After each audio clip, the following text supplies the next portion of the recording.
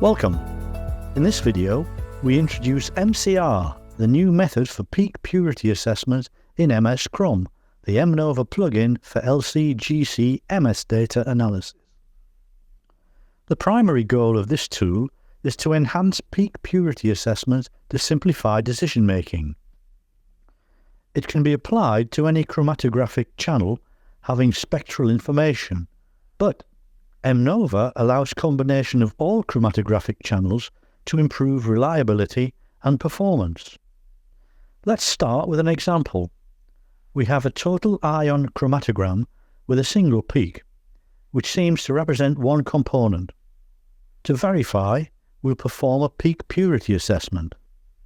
First, go to the Mass tab, select Analysis, and click on Peak Purity Options. In the dialog window, you'll notice that MCR is selected as the default mode for peak purity. Now, click on MCR Options to explore the customizable settings.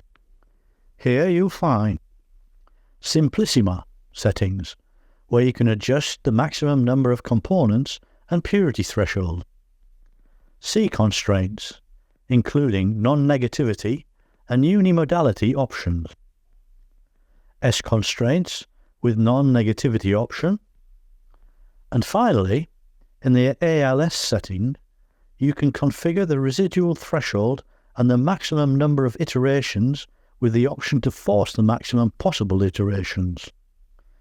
Once you've made your adjustments, click OK twice and run the peak purity.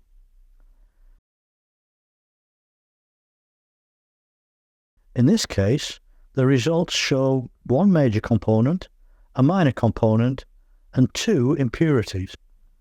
See that the MCR tool provides not only an estimation of the component profiles and relative areas, but also the spectra of the components overlapped in the peak.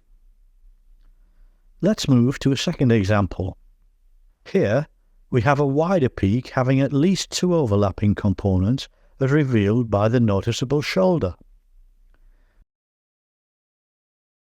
When we apply the Peak Purity tool, we see four components, all of them with significant signal intensity. Both examples demonstrate the advantage of using the MCR method for peak purity assessment. Now, let's take it a step further. In this case, we're analysing a sample where the UV channel and both MS polarities have been recorded. After running the peak purity, the results reveal two components with maximum intensity wavelengths in the UV PDA trace, three components in the MS positive chromatogram, and two components in the MS negative chromatogram.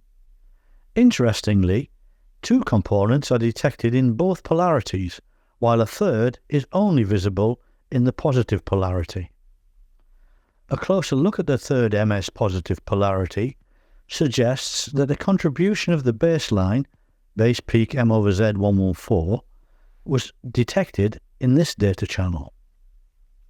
This demonstrates again the advantage of gathering data from different LCMS detectors, allowing us to conclude that this sample contains two components in the chosen peak.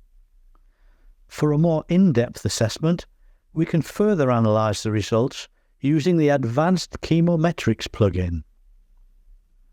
It offers additional user interaction possibilities, deeper insights into variable selection, and helps in decision making by providing models with varying numbers of components, along with detailed information on errors, component spectra, and profiles.